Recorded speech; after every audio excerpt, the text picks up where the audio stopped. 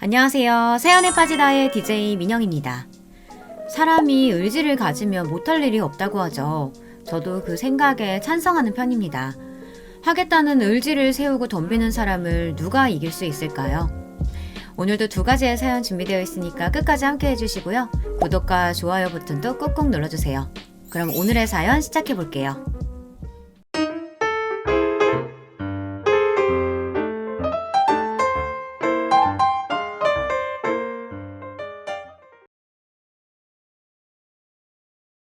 안녕하세요. 저는 7학년 후반인 할머니입니다. 요즘은 이렇게 말 안 한다고 하기는 하던데 그래도 나이를 물어보면 7학년이라는 소리가 먼저 나오네요. 저는 아들이랑 손주놈들이랑 함께 살고 있습니다. 작년 집에 큰 일이 있어서 이 나이에 다 큰 아들 녀석의 손주들까지 다시 키우고 있네요. 물론 이 상황이 싫다거나 힘들거나 하지는 않습니다. 다들 착하기도 하고 나이 많은 할머니 힘들지 말라고 어찌나 스스로 하는 것도 많은지 기특하기만 하네요. 이런 상황이 되도록 만든 사람으로서 미안하기도 하고 고맙기도 하고 그렇습니다. 제 또래와 비교를 하자면 저는 결혼이 늦은 편이었어요. 부모님께서는 제가 중학생일 때 돌아가셨죠. 제 밑으로는 줄줄이 5의 동생들이 있었고 그 아이들의 보호자나 다름없는 저로서는 그 상황을 어떻게 헤쳐나가야 할지 고민이 되었어요. 다행스럽게도 외삼촌께서 저희들의 임시 보호자가 되어주시기는 했지만 외숙모가 워낙 싫어하셔서 그것도 잠시였죠. 고등학생이 될 나이가 되자 저는 동생들을 데리고 독립해 학교도 그만두고 열심히 돈을 벌었습니다. 그렇게 동생들 하나하나 공부시키고 결혼시키고 하다 보니 자연스레 제 결혼은 뒷전이 되었죠. 죽은 남편을 만난 것도 직장에서였습니다. 아내가 일찍 세상을 떠났다던 남편은 동생들만 챙기는 저를 안쓰럽게 생각하고 많이 도와주었어요. 그러다가 마음이 통했고 결혼을 하게 되었죠. 남편에게는 중학생 딸이 하나 있었는데 걱정했던 것에 비해 너무나도 살갑게 저를 받아들여줬어요. 그리고 결혼 1년 만에 아들이 태어났죠. 늦게 얻은 자식이라 남편도 많이 이뻐했고요. 딸아이도 남동생이 생긴 것이 신기한지 한시도 곁에서 떨어지려 하지 않았답니다. 그렇게 사랑받은 아들은 가족을 끔찍하게 아끼는 남자로 자랐습니다. 딸아이가 너무 효자라서 여자한테 인기가 없을 것 같다고 걱정할 정도였죠. 저 역시도 듣는 소리가 있다 보니 진짜 이러다 우리 아들 결혼도 못하면 어떻게 하나 싶더라고요. 하지만 그것은 저의 기우였어요. 몇 번의 연애를 하고 아들은 결혼할 여자가 생겼다는 소리까지 꺼냈죠. 저희 가족들은 뛸 듯이 기뻐했습니다. 새로운 가족이 생긴다는 기대감으로 저도 딸아이도 들떠있을 정도였죠. 하지만 그 새로운 가족은 저희에게 재앙이나 다름없었습니다. 기울어도 한쪽이 너무 기울어진 혼사였어요. 부장님이 중간에서 다리를 놓았다고 하는데 상대가 무려 부사장님의 딸이라고 하더군요. 저는 솔직히 처음부터 반대를 했습니다. 그런 집에서 뭐가 아쉬워서 우리 같은 사람들을 사돈으로 받아주겠나 싶은 생각이 제일 먼저 들었거든요. 여러분, 생각을 한번 해보세요.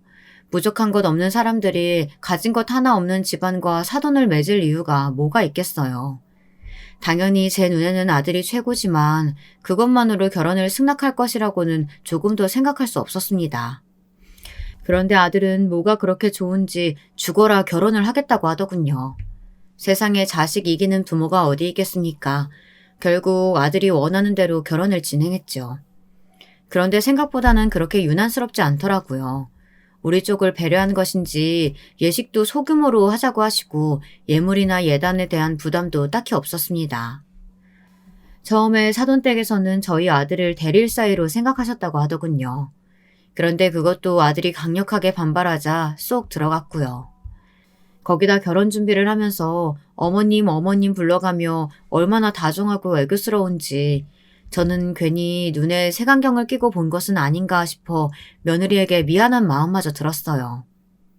하지만 그랬던 며느리는 신혼여행을 다녀와서는 전혀 다른 사람이 되어버렸어요. 이렇게까지 달라질 수 있나 싶을 정도로 변했더군요. 결혼 전에 제가 봤던 모습들은 다 가식이었던 거죠.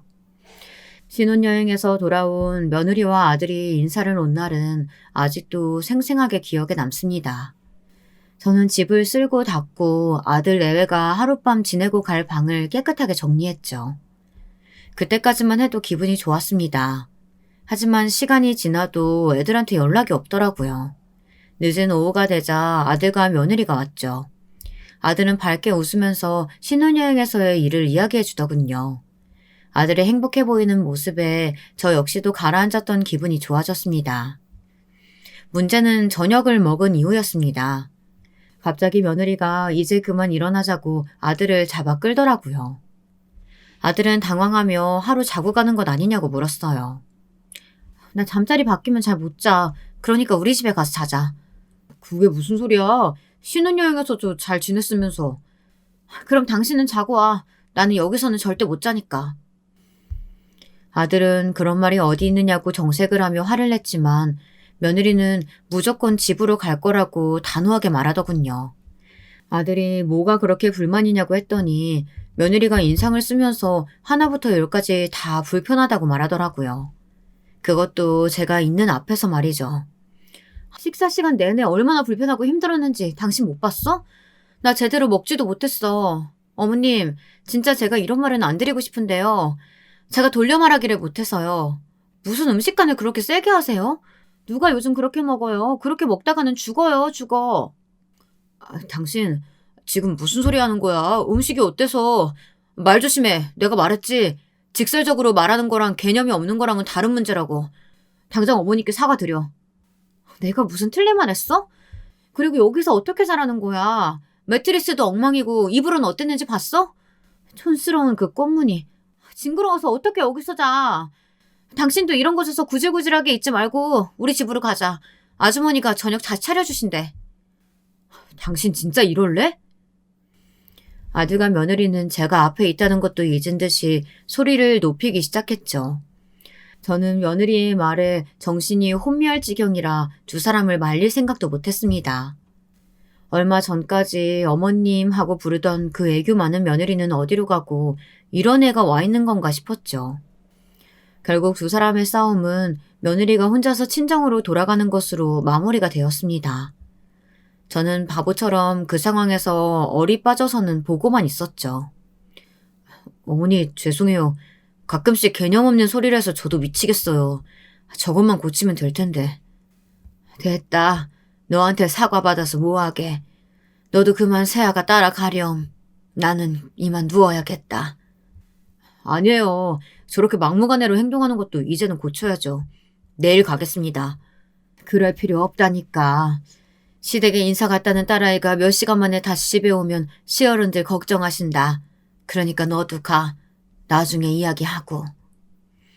아들은 죄송하다는 말을 몇 번이나 반복했지만 저는 괜찮으니 그만 가보라고 말했습니다. 그 말을 하는 제 속은 열불이 터졌지만 아들의 잘못도 아닌데 붙들고 있을 수는 없었죠. 그날 밤 저는 잠들지 못하고 이리저리 뒤척였습니다. 무슨 며느리가 아니라 손님을 응대한 기분이었죠. 그것도 진상 손님 말입니다. 다음 날 아침 아들에게서 전화가 왔습니다. 어제 그렇게 다시 사돈댁으로 갔더니 며느리가 친정 어른들에게 된통 혼나고 있더랍니다. 사돈 어른께서 정말 죄송하다고 전해달라고 말하면서 말이죠. 저녁에 며느리와 함께 와서 사과를 하겠다고 말하더군요. 저는 그래도 사돈 어른들이 며느리 편을 들지 않았다는 사실에서 약간의 안도감을 느꼈습니다.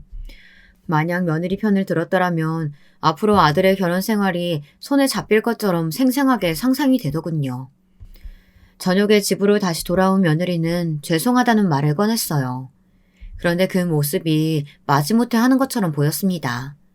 여전히 자신이 뭘 잘못했는지 모르는 눈치였죠. 아니, 자신의 잘못은 없다고 생각하는 것 같았습니다. 다만 집에서 어른들이 화내고 아들 녀석이 큰 소리를 내다 보니 그냥 사과하고 넘어가자, 딱 그런 인상이었죠. 제가 이미 며느리를 삐뚤게 보고 있어서 그런 느낌이 들었는지는 모르겠습니다. 하지만 얼마 되지 않아 제 생각이 맞았다는 것을 알 수 있었습니다. 그 사건이 터지고 한두 달은 조용히 지나갔습니다. 아들은 회사 일로 정신없이 바쁘다고 하더군요. 저는 바쁜데 뭐하러 이렇게 자주 전화를 하느냐며 괜찮다고 했지만 아들은 하루 걸러 한 번은 꼬박꼬박 전화를 주었답니다. 그러던 어느 날이었어요. 갑자기 집으로 택배가 쉬지 않고 들이닥치더라고요. 제가 시킨 것도 아닌데 말입니다. 저는 누가 장난을 치는 줄 알았어요. 뉴스를 보면 모르는 사람 집으로 이것저것 막 보내는 사람이 있잖아요. 그 물건들 사이에 좋지 못한 것들이 섞여 있기도 하고요. 그런데 보내는 사람이 모두 며느리더군요. 저는 이게 무슨 일인가 싶어서 며느리에게 전화를 걸었습니다. 이게 다 뭐니? 도대체 뭘 이렇게 많이 보낸 거야? 도착했어요, 어머님. 그럼 제가 갈 테니까 그냥 입구에 두세요. 사람 보낼게요. 며느리는 자신이 할 말만 하고는 바로 전화를 끊었죠. 저는 입구를 막은 수많은 택배 상자를 돌아보면서 머리가 지끈거리더군요. 그 중에는 꽤나 큰 녀석들도 있었습니다. 겉에 상자를 보니 살림살이들이 대부분인 것 같았습니다. 그런데 이 많은 것들을 왜 집으로 보냈는지 아무리 생각해도 이해가 되지 않더라고요. 1시간도 지나지 않아서 며느리가 사람들을 데리고 왔더군요. 처음에는 인사를 하는 둥 마는 둥 하고는 사람들을 시켜 택배를 뜯고 아들이 쓰던 방으로 가져다 두라고 했죠. 그리고는 아들 방에 있던 것들을 싹 다 밖으로 내보내더라고요. 그중에는 죽은 남편이 아들을 위해 만들어준 스탠드도 있었고요. 저는 급하게 스탠드를 빼앗아 들고는 이게 지금 무슨 행동이냐고 물었습니다. 물론 제 목소리에는 날이 서 있을 수밖에 없었고요. 보시는 대로예요. 그 이 방 좀 정리하려고요. 여기에 올 때마다 저번 같은 일을 만들 수는 없잖아요. 그러니까 제 입맛대로 좀 바꿔보려고요. 특히 그 스탠드 진짜 구역질 날 정도로 낡았잖아요. 그런 걸 왜 두고 있는지 정말 이해할 수가 없다니까. 구역질? 지금 이게 무슨 물건인지 알고는 하는 말이냐? 스탠드가 스탠드지 거기에 무슨 의미까지 부여해요. 어머니, 자고로 사람이든 물건이든 쓸모가 있느냐 없느냐로 그 가치가 정해지는 거라고요. 여기 어머님 안고 계신 거 빨리 다 내다 버려. 며느리에게 지시를 받은 사람이 다가오기에 저는 그 손을 쳐내고는 며느리에게 이야기를 좀 하자고 했습니다. 사람들 앞에서 언성을 높이고 싶은 마음이 조금도 없었거든요. 며느리에게 그런 것이 먹혀 들어갈 것 같지도 않았고요. 며느리는 인상을 찡그리더니 알겠다고 말하고는 사람들을 밖으로 내보냈죠. 저는 흥분하지 않으려고 조심하면서 이야기를 꺼냈습니다. 불편한 거 많아서 바꾸고 싶어하는 네 마음은 이해한다. 익숙한 것이 좋으니까 바꾸고 싶겠지. 그런데 이렇게 하는 거 네 남편은 알고 있니? 이야기는 하고 온 거야? 고작 이런 것도 이야기해야 돼요? 그냥 제가 하고 싶으면 하는 거죠. 그이한테는 다 끝나고 이야기하면 되죠, 어머님. 그래, 그럼 그 부분은 두 사람 문제니까 알아서 하고. 이 스탠드는 죽은 너희 시아버지가 네 남편한테 만들어준 물건이야. 네 남편이 이걸 얼마나 애지중지하는지 알고는 있니? 아버지가 남겨준 유일한 것이라고 작동도 안 되는 걸 지금까지 가지고 있었어. 신혼집 완성되면 가져간다고 복원하고 있었던 거고. 몰랐니? 이런 걸 집으로 가져온다고요? 세상에 미쳤나 봐. 며느리는 제 설명이 들리지도 않는지 이렇게 낡은 물건을 어떻게 자신들의 신혼집에 들여올 수 있느냐고 열변을 토하더라고요. 뒷목이 뻣뻣해지는 것이 느껴졌지만 저는 참을성 있게 물었습니다. 이렇게 의미 있는 것을 낡았다고 버릴 수 있겠느냐고요. 그런데 제 질문에 며느리의 답변이 정말 가관이더군요. 어머님, 그런 사소한 것에 미련두면 큰일 못해요. 앞으로 그 일 점점 날개 달고 올라가야 하는데 고작 감성놀이미나 할 시간이 어디 있어요. 어머니도 괜히 그 이 앞에서 그런 말씀 하지 마세요. 저도 단단히 단속할 테니까요. 너한테는 죽은 시아버지 유품이 고작이란 말이냐? 됐다. 다 필요 없으니까 가져온 것들 다 가지고 썩 나가라. 여기 오고 싶지 않으면 올 필요도 없어. 누가 와달라고 했어? 당장 나가! 어머니, 이성적으로 생각하세요. 제가 틀린 말 한 것도 아니잖아요. 당장 들고 다 나가라니까! 며느리는 이해할 수 없다는 표정으로 계속해서 뭐라고 말을 했지만 제 귀에는 더 이상 들리지 않았습니다. 저는 소금까지 가지고 나와서 한 바가지 뿌리기 전에 나가라고 소리를 질렀죠. 며느리는 어처구니 없다는 표정으로 나가더군요.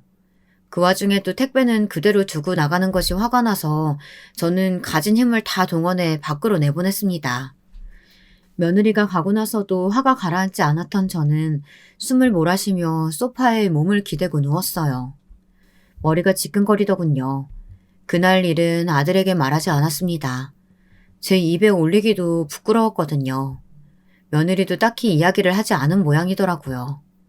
다만 며칠 뒤에 아들이 스탠드를 가져가겠다고 왔을 때 차마 그 손에 넘겨줄 수 없어 나 죽고 나면 그때 가져가라고 하면서 거절했을 뿐입니다. 그 뒤로 저와 며느리 사이는 냉랭했습니다. 정확히 말하면 저만 그렇게 느꼈을 거예요. 며느리는 아무 일도 없었던 사람처럼 행동했거든요. 저는 그날의 일을 잊을 수 없었는데 며느리는 벌써 싹 다 잊은 모양이었죠. 몇 달의 시간을 그렇게 보냈습니다. 저는 아들 내외가 집에 온다고 하면 됐다고 밖에서 보자고 하거나 피곤하니 오지 말라고 하면서 며느리와 부딪히는 시간을 가지지 않으려고 노력했어요. 그러던 어느 날이었죠. 꽤나 추운 겨울날이었습니다. 문화센터에서 함께 사군자를 배우는 친구들끼리 전시회를 갔다가 저녁까지 먹고 집에 돌아오는 길이었어요. 빙판길에서 중심을 제대로 잡지 못한 제가 그만 크게 다치는 사고가 있었습니다. 넘어지면서 팔을 잘못하는 바람에 팔이 부러지고 말았죠. 거기다 인대까지 늘어다 움직일 수가 없는 상황이었습니다. 구급차를 불러 병원으로 가면서 같이 있던 친구가 아들에게 전화를 걸었더라고요. 곧 아들이 놀란 얼굴을 하고 병원으로 달려왔습니다. 그런데 아들의 복장이 평소와는 조금 달라 보였어요. 목에는 타이까지 해서는 고급스러운 정장으로 한껏 멋을 부렸더군요. 거기다 함께 온 며느리의 모습까지 보고 나니 무슨 파티가 있었던 모양이구나 싶었어요. 이게 다 무슨 일이에요? 어머니, 많이 다치셨어요? 머리를 부딪힌 건 아니고요? 그냥 좀 넘어졌어. 뭐하러 여기까지 와? 너희 누나 오면 되는데. 어머니 다치셨다는데 어떻게 안 와요? 정말 괜찮으신 거 맞아요? 사진이라도 좀 찍어봐야 하는 거 아니에요? 의사 선생님께서 괜찮다고 하셨으니까 너무 걱정하지 말고 괜히 너까지 놀라게 했네. 아들은 의사 선생님께 직접 괜찮다는 소리를 듣고 나서야 안도의 숨을 내쉬었습니다.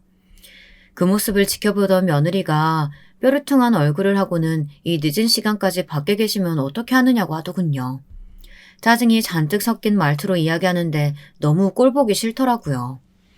저는 며느리의 말에는 대꾸도 하지 않고 아들에게 괜찮으니 이만 들어가 보라고 했습니다. 마침 딸아이까지 병원에 도착하기도 했고요.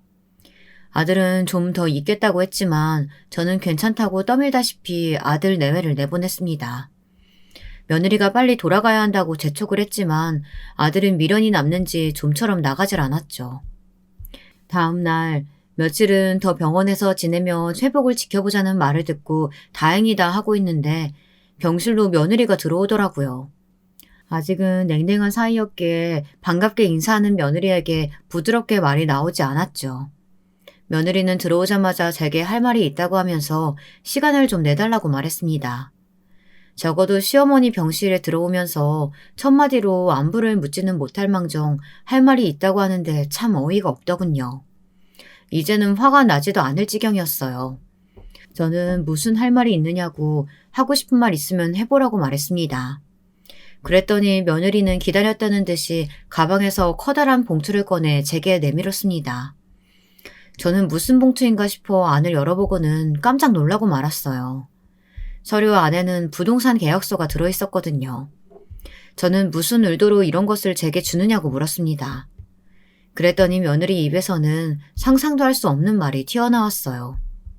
어머님 연세도 있으신데 공기 좋은 곳으로 이사 가시는 거는 어때요? 딱히 하시는 일이 있는 것도 아닌데 여기 있으나 고향으로 가시나 큰 차이도 없으시잖아요. 어머니 고향으로 가신다고 하면 집이라도 제가 하나 해드릴게요. 알아보니까 얼마 하지도 않더라고요. 섭섭지 않은 크기로 해드릴게요. 원하신다면 가정부 두셔도 좋고요. 지금 나더러 아예 눈앞에서 사라져라 그런 의미냐? 내가 왜 그래야 하는데? 어머니 저한테 자격지심이라도 있으세요? 제가 좋은 의도로 이야기했는데 왜 그렇게 나를 세우고 반응하세요? 그리고 어디 이게 저 좋자고 하는 일인 줄 알아요? 다 그이 좋으라고 하는 말이죠. 며느리는 아들을 위해서라고 하는데 제가 이사를 가는 것과 아들과 무슨 연관성이 있는지 저는 조금도 이해할 수가 없었습니다. 제가 답을 안 하고 있자 며느리는 한숨을 내쉬며 어젯밤의 일을 이야기하더군요. 어제 며느리와 아들은 본사에서 온 사람들과 함께 파티를 즐기고 있었다고 하더라고요. 사돈어른이 워낙 아들을 예뻐하시는 터라 데리고 다니면서 사람들에게 인사를 시키고 있었는데 제가 다쳤다는 소리에 뒤도 돌아보지 않고 파티장을 빠져나왔다고 하면서 며느리는 원망 섞인 얼굴로 저를 바라보았어요. 그 기회가 쉽게 오는 것도 아닌데 제가 다 망쳤다고 하면서 점점 짜증을 내기 시작했죠. 그러게 나이도 있으신 분이 늦은 시간에 밖에는 왜 다니시는데요? 그렇게 다니실 거면 택시라도 타시던가요. 뭐하러 걸어 다니시다가 이사단을 만드세요? 아니 크게 다친 것도 아니라는데 하필 그 타이밍에 그이한테 연락을 하셔서는. 어제 어머님 때문에 그이가 얼마나 좋은 기회 날렸는지 아시냐고요. 그런 일이 있었는지 내가 사전에 알고 있었던 것도 아닌데 그게 왜 내 탓이니? 어머니가 알고 계셨든 모르고 계셨든 결국 그이 앞길을 막고 계시잖아요. 얼마나 중요한 자리인데요. 그이가 앞으로 아버지 뒤 이으려면 꼭 필요한 자리였다고요. 그런 자리를 제 발로 차고 나왔는데 어떻게 어머님은 미안하다는 생각을 못하세요? 어머니 손으로 자식 앞길 망치셨으면 염치라도 있으셔야죠. 거듭되는 며느리의 말에 저는 할 말이 없었습니다. 물론 제가 다치고 싶어서 다친 것도 아니지 않습니까? 따지고 들면 제 탓이라고 할 수도 없지만 아들이 중요한 자리를 박차고 나왔다는데 마음이 편할 리가 없었죠. 며느리는 제가 아무 말도 못하고 있자 자신이 알아서 이사 준비를 할 테니 퇴원하면 바로 옮기라고 말하고는 자리에서 일어났습니다. 저는 고향으로 돌아가는 문제는 제가 알아서 하겠다고 했어요. 며느리는 그렇게까지 자신을 나쁜 사람으로 만들고 싶냐고 하면서 줄 때 받으라고 하더군요. 저는 더 이상 며느리와 마주하고 싶은 생각이 사라져 그만 나가라고 말했습니다. 며느리는 빨리 결정하라고 하고는 나가버렸죠. 병실에 혼자 남은 저는 눈물이 났습니다. 며느리한테 저런 소리까지 들어야 하나 싶기도 하고 아들이 저 때문에 중요한 자리를 끝까지 못 지켰다는 사실에 미안한 마음도 들었죠. 저는 딸아이에게 전화를 걸어 고향으로 내려가고 싶다고 말했어요. 딸아이는 시골에 가서 어떻게 살려고 마음에도 없는 그런 소리를 하느냐고 하더군요. 마음 같아서는 며느리와 있었던 일을 다 이야기하고 싶었지만 결국에는 제 얼굴에 침 뱉기나 다름없겠거니 싶어 말을 아꼈습니다. 그저 죽은 너희 아버지에게 가까이 있고 싶다는 말만 했죠.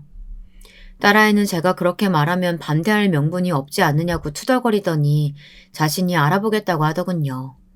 저는 무거운 마음으로 고향으로 내려갔습니다. 며느리가 준비해줬다는 것들은 단 하나도 건들지 않았고요. 아들은 몸이 불편한데 어디 가느냐고 잡았지만 저는 고집스럽게 내려가겠다고 말했어요. 어머니, 인프라도 제대로 되어 있지 않은 곳에 왜 가신다고 그래요? 그러지 마시고.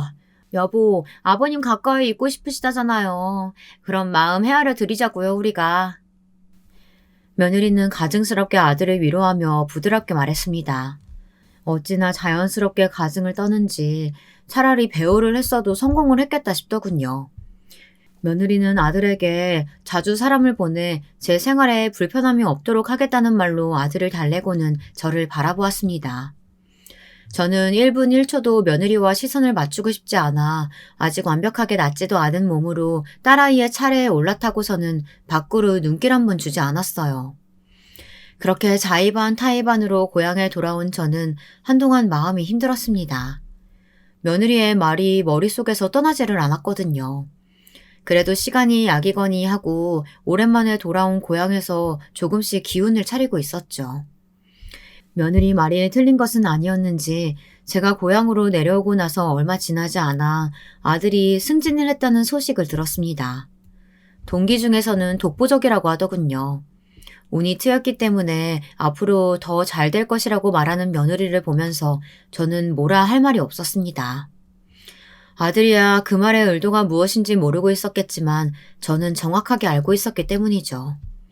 저와 며느리의 사이는 이제 손 쓸 수 없을 만큼 멀어져 갔습니다.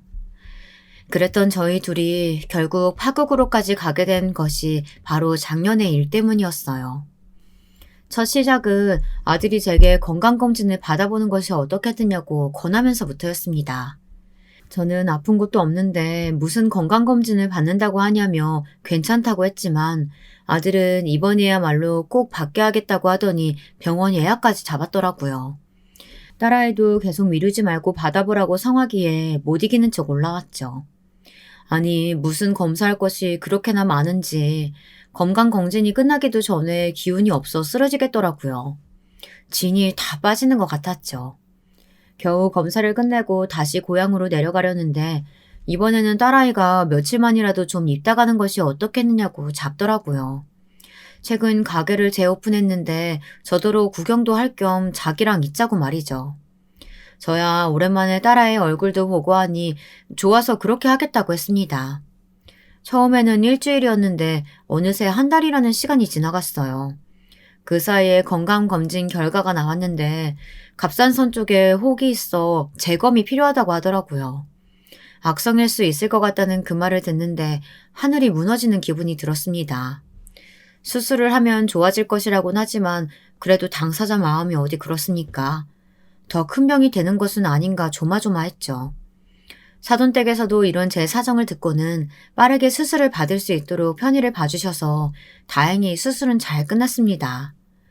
문제는 수술 이후 회복하는 과정에서 일어났습니다. 저는 고향으로 다시 돌아가겠다고 했지만 아들은 완벽하게 회복하기 전까지는 안 된다고 하더군요. 그러더니 자신의 집에서 회복할 때까지만 머물렀으면 좋겠다고 말했죠. 며느리와 이야기가 된 것인지는 잘 모르겠지만 저는 본능적으로 아들의 제안을 거절해야 한다는 생각이 들었습니다. 하지만 무슨 바람이 불었는지 며느리도 괜찮다고 말하며 저더러 함께 지내자고 하는 것이 아니겠어요. 믿겨지지 않는 소리에 잠시 대답도 못하고 며느리 얼굴만 빤히 바라보았습니다. 며느리는 정말 괜찮다는 듯이 편안한 얼굴로 고개를 끄덕였죠. 저는 찝찝한 마음이 들었지만 결국 아들네 집에서 한동안 요양을 하기로 했습니다. 며느리와 한 공간에서 생활한다는 것이 쉬운 일은 아니었습니다. 위 사이가 나빠질 대로 나빠진 저희가 서로 이야기를 나눌 리가 없지 않겠습니까? 대면 그냥 서로가 신경 쓰지 않는 선에서 그렇게 지내고 있었죠. 그렇게 지내면서 저는 며느리에 관해 몇 가지 이상한 점을 눈치챌 수 있었습니다. 며느리는 무슨 화랑인가 갤러리인가를 운영하고 있었는데요. 매주 목요일만 되면 일찍 집을 나가서는 아들보다도 더 늦게 들어오더라고요. 아들 말로는 신인 작가를 발굴하기 위해서 여러 개인전을 돌아본다고 하는데 나갈 때와 들어올 때 옷이 미묘하게 다른 것이 좀 마음에 걸리더군요. 아들이야 그런 눈썰미가 있는 애가 아니다 보니 모르는 것 같았지만 제 눈에는 그게 보였거든요. 그리고 늦은 시간에 누군가와 전화통화를 꽤나 길게 하는 모습을 몇 번이나 볼 수 있었는데요. 며느리답지 않게 소곤거리면서 이야기하는 것이 혹시 바람이 난 것은 아닐까 의심이 들 정도였답니다. 따로 남자가 있는 것 같다는 생각이 들기는 했지만 신기한 것은 전화를 하는 상대가 매번 달라졌다는 것이었어요. 부르는 이름이 다르더라고요. 그리고 결정적으로 전화기를 2대 이상 사용하는 것 같았습니다. 밤중에 따로 연락을 하는 핸드폰은 평소 사용하던 것이랑 전혀 달랐거든요. 사람 마음이라는 것이 하나가 의심스럽기 시작하니 모든 행동이 수상하다는 생각이 들었어요. 하루는 밤에 누구랑 그렇게 통화하느냐고 물었는데 얼굴색 하나 바뀌지 않고 해외에 있는 친구와 통화를 했다고 하더군요. 아주 친한 친구라서 종종 전화를 한다고 말이죠. 저는 속으로 무슨 친구가 얼마나 많아서 매번 다른 상대랑 전화를 하는 거냐고 묻고 싶었지만 며느리의 말에 고개를 끄덕였죠. 어머니, 그리고 다른 사람 전화 듣는 건 기본 매너가 아니잖아요. 조심 좀 해주세요. 내가 전화를 들었다 그랬니? 그냥 물 마시러 나왔는데 그때마다 네가 전화하기에 뭔가 싶어서 물어본 것뿐이다. 며느리는 어쨌든 주의를 하라고 말하고는 방으로 쏙 들어가 버렸죠. 저는 찝찝함을 애써 삼키면서 그 일은 기억 저편에 묻어버렸답니다. 대부분의 시간을 집에서만 보내다 보니 하루가 참 길더라고요. 그러다 집안일을 봐주는 가정부와 종종 이야기 나눌 기회가 있었는데 아주머니가 어찌나 유쾌한지 이야기를 하고 있으면 웃음이 끊이지 않았죠. 그날도 주방에서 아주머니와 이런저런 이야기를 하고 있었는데 갑자기 제게 먹고 싶은 음식은 없느냐고 묻더라고요. 이 집 사모님은 음식이 엄청 까다롭거든요. 매번 먹고 싶은 것이 얼마나 많은지. 그렇다고 만들어두면 몇 젓가락 들지도 않을 거면서 해달라는 건 엄청 많고. 하여튼 손이 참 많이 간다니까요. 그런데 여사님은 어떻게 한 번도 먹고 싶다는 말씀을 안 하세요? 뭐 드시고 싶은 건 없으세요? 원래 몸 편찮으실 때 드시고 싶은 거 드셔야 빨리 낫는다잖아요. 아주머니의 말에 저는 순간 돼지갈비가 너무 먹고 싶더라고요.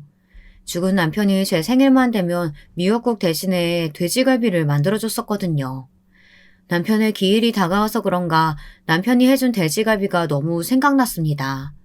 그래서 아주머니에게 돼지갈비를 좀 먹고 싶다고 말했어요. 아주머니는 뭐가 어렵겠냐면서 며느리에게 말해서 저녁에 돼지갈비를 만들겠다고 했죠. 돼지갈비에 얽힌 남편과의 추억을 이야기하면서 아주머니와 시간을 보내고 있었습니다. 며느리가 잠시 나갔다 올 테니 점심은 준비할 필요 없다고 하더라고요. 사모님, 오늘 저녁에 돼지갈비를 좀 할까 하는데요. 여사님께서 드시고 싶다고 하셔서요. 괜찮으시죠? 돼지갈비? 어머님, 돼지갈비 드시고 싶다고 하셨어요? 오랜만에 생각이 나서. 며느리는 신경질적으로 머리를 쓸어넘기더니 한숨을 내쉬며 저를 노려보듯 바라보았어요. 저도 아주머니도 그런 표정을 지을 것이라고는 조금도 생각하지 못했던 터라 당황스러웠죠. 며느리는 핸드폰을 꺼내더니 어디론가 전화를 하더라고요. 그리고는 아주머니에게 앞으로 올 필요 없다고 말했어요. 사모님, 그게 무슨 말씀이세요? 말귀를 못 알아들어요? 잘렸다고. 그러니까 당장 나가. 사무소에 연락해서 내일부터 다른 아주머니 오시기로 했으니까. 오늘까지 일한 건 내가 확실하게 계산해서 보내줄게. 제가 뭘 잘못했다고 갑자기 나가라고 하시는데요. 이런 경우가 어디 있어요, 사모님?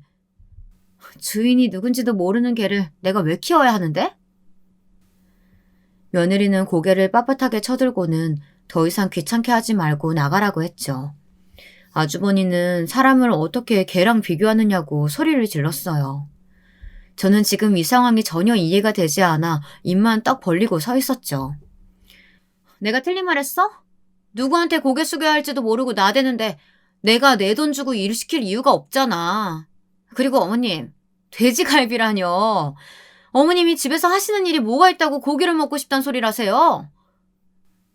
뭐? 지금 너 나이를 그만큼 먹었으면 염치라는 것도 좀 알고 그래야 되는 거 아니에요?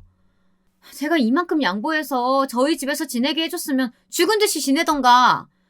진짜 내가 어머니 보면서 무슨 생각하는지 알아요? 나는 절대로 나이 들면 저렇게 추하게 늙지는 말아야지. 딱 그 생각밖에 안 든다고요. 진짜 이게 뭐예요? 중요한 일 하러 나가야 되는데 나가기 전부터 기분 잡치게. 아우 짜증나. 너는 도대체 나를 뭐라고 알고 있는 거냐? 어머님이라고 부르기만 하지 내가 어른이라는 자각은 있는 거냐? 내가 네 시어머니야. 도대체 어른한테 할 말이 있고 못할 말이 있지. 어디서 그런 배워먹지 못한 소리를 해? 너희 친정에서는 그렇게 가르치디? 며느리는 제 말에 눈을 뾰족하게 뜨더니 어디서 자신의 부모를 욕하느냐며 이렇게 편하게 사는 것이 누구 덕인데 부끄러움도 모르냐고 소리를 질렀죠. 저는 당장이라도 며느리의 뺨을 한 대 쳐올리고 싶었지만 눌러 참았습니다. 왜요? 한 대 치시게요? 이래서 못 배운 인간들하고는 상종하지 말라는 거지. 야만적이게 손부터 올리려고. 어떻게 이런 집구성에서 그이 같은 사람이 태어난 건지 알 수가 없다니까. 어머니, 제가 이 정도 대우해드릴 때 얌전하게 지내세요. 자식 앞길 막는 걸로도 모자라서 이제는 똥인지 된장인지 구분도 못한다는 소리까지 듣지 마시고요. 돼지갈비 같은 소리 하고 있네. 며느리는 아주머니에게 빨리 자기 집에서 꺼지라고 말하고는 그대로 저를 지나쳐 나가버렸습니다. 한동안은 침묵이 흘렀습니다. 저도 모르게 다리에 힘이 풀려 주저앉고 말았죠. 어떻게 저런 인간 같지도 않은 것을 며느리로 들인 것인지 지난날 끝까지 반대하진 못했던 제 자신이 너무나도 한심스러웠습니다. 아주머니는 제게 괜찮냐며 정신을 좀 차려보라고 했지만 제 귀에는 윙윙거리는 소리만이 들릴 뿐이었죠. 아주머니는 하얗게 질린 저의 얼굴에 많이 놀랐는지 제 손발을 만져주면서 정신을 차려야 한다고 몇 번이나 외쳤습니다. 그때를 다시 생각해보면 제가 정신을 놓지 않을 수 있었던 건 다 그 아주머니의 노력이 아니었나 싶더라고요. 저는 아주머니에게 괜히 불똥이 튀었다고 말하며 미안하다고 했어요. 어차피 이 집 사모님, 저희 사무실 블랙리스트라서 저도 그만둘 기회만 보고 있었어요. 아휴, 그나저나 저는 두 번 다시 안 보면 그만이라지만 여사님은 어떻게 하시려고요? 계속 계셔도 되겠어요? 저도 이대로는 못 참겠네요. 제가 아는 모든 수를 동원해서 대가를 치르게 만들려고요. 늙었다고 아무것도 못할 줄 알았겠지만 두고 보면 알 겁니다. 저는 독하게 마음을 먹고 아주머니에게 그동안 고마웠다고 말했어요. 아주머니께서는 혹시나 도움이 필요하면 말하라고 하시면서 짐을 싸서 나갔죠. 저 역시 딸아이의 집으로 옮기기로 했고요. 딸아이는 이게 다 무슨 일이냐고 했지만 저는 대답하지 않았어요. 제 머릿속은 이미 며느리를 어떻게 처단해야 하나 그것만으로도 가득 찼었거든요. 다음 날 저는 과거 문화센터에서 알게 된 김군을 만나러 갔습니다. 약속 장소로 가니 꽤나 근사한 사무실이더군요. 김군은 저를 보자마자 허리를 푹 숙이며 오랜만이라고 인사를 했습니다. 문화센터에서 사군자를 배울 때 다 할머니, 할아버지였는데 유일하게 김군만 혼자만 청년이었어요. 인상이 험악해서 다들 꺼리는데 그 모습이 괜히 밟혀서 제가 옆에 앉혀두고 이것저것 가르쳤던 것이 인연이 되었죠. 부모도 없는 고아라기에 집에 초대해 집밥도 먹이고 그랬었거든요. 김군은 갑상선 수술을 했다고 들었는데 괜찮으시냐고 묻더군요. 도대체 그 소식은 어디서 들었는지 소문도 빠르다고 했더니 해맑게 웃으면서 창문을 가리키며 말했죠. 창문에는 큼지막하게 흥신소라는 글자가 적혀 있었어요. 그걸로 돈 벌어먹고 사는데 그럼 그 정도는 알고 있어야죠. 안 그래도 갑자기 고향으로 가셔서 섭섭했는데 이렇게 다시 뵙게 돼서 정말 다행입니다. 그런데 갑자기 무슨 일로 여기서 보자고 하셨어요? 제가 근처로 가도 되는데. 내가 일을 좀 부탁하려고. 부탁이라뇨. 할머니께서 해달라고 하면 제가 당연히 해야죠. 뭐든 말씀하세요. 저는 그동안 의심스럽게 생각하던 며느리의 행적에 대해 이야기하고는 뒤를 좀 캐달라고 말했습니다. 아무리 생각해도 아들 몰래 무언가를 하는 것 같았거든요. 그는 그런 일은 금방 해결된다고 말하며 빠른 시일 내에 조사해서 알려주겠다고 했죠. 그 말이 참 든든하게 느껴지더라고요. 아들은 갑자기 딸아이의 집으로 옮긴 것을 이상하게 생각했지만 저는 별 이유 없다고 말을 피했습니다. 며느리는 그 순간에도 자신이 불편하게 만들어서 그런 것 아니냐며 가증을 떨었어요. 하지만 그 모습에 더 이상 화가 나지도 않더라고요. 그저 진실을 밝혀내서 복수하겠다는 마음뿐이었죠. 사흘 후 김군은 제가 부탁한 것을 정리해서는 넘겨주었어요. 꽤나 지저분하던데 어떻게 며느리로 들였는지 모르겠다고 혀를 내두르더군요. 저 역시 자료를 훑어보니 욕이 저절로 튀어나올 정도였고요. 저는 이런 인간이 아들 앞에서는 온갖 가식을 다 떨고 저 앞에서는 뭐라도 되는 것처럼 굴었다는 것이 정말이지 소름이 돋을 지경이었습니다. 저는 이것을 어떻게 하면 가장 좋을까 고민이 되었어요. 이걸 가지고 며느리를 찾아가기에는 성에 차지 않았죠. 저는 며느리를 사회적으로 매장시키는 것은 물론 깔끔하게 아들 곁에서 털어낼 수 있는 방법을 선택하기로 결심했습니다. 김군은 기업 이미지가 가장 중요한 만큼 증권과 찌라시를 이용하는 것도 방법이라고 알려주더군요. 자신이 어느 정도 손을 쓸 수 있다고 하면서 말이죠. 저는 냉큼 그렇게 하겠다고 했답니다. 처음에는 고작 찌라시인데 얼만큼 파급력이 있을까 했는데 결론은 제가 생각했던 것 이상이더라고요. 김군은 자기들끼리 이 찌라시의 주인공이 누구냐 축축도 해가면서 그들만의 세상에는 소문이 쫙 퍼진다고 말했어요. 그리고 그 주인공으로 며느리의 이름이 종종 등장하고 있다고 제게 귀띔을 해줬습니다. 저는 소문이 어느 정도 퍼진 것을 확인하고는 이혼 서류와 함께 회사로 찾아갔어요. 사돈을 만나기 위해서였죠. 약속도 하지 않고 찾아가면 만나기 어렵지 않을까 고민했는데 의외로 바로 만날 수 있었어요. 며느리와 똑같은 족속이면 소송까지 불사할 정도의 각오로 찾아간 저는 대뜸 이혼 서류부터 내밀었습니다. 제 행동에 당연히 박가사돈은 당황한 기색이 역력했죠. 사돈, 이게 갑자기 무슨 소립니까? 이혼이라뇨? 둘 사이에 애가 둘이나 있는데 이혼이라뇨? 무슨 서운한 일이라도 있으셨습니까? 제가 아무리 무식해도 저 하나 서운한 일 있다고 아들을 이혼남으로 만들겠어요? 다 이유가 있어서겠죠. 그리고 그 아이들이 우리 아들 자식은 맞는 겁니까? 사돈, 말씀이 지나치십니다. 그럼 박서방 자식이 아니면 누구 자식이라는 거예요? 저는 헛웃음을 지으며 첫 번째 봉투에서 사진을 한가득 꺼냈습니다. 사진에는 며느리가 다양한 남자들과 진한 스킨십을 나누는 모습이 찍혀 있었어요. 김군이 어제까지 며느리를 따라다니면서 찍은 아주 따끈따끈한 사진들이었죠.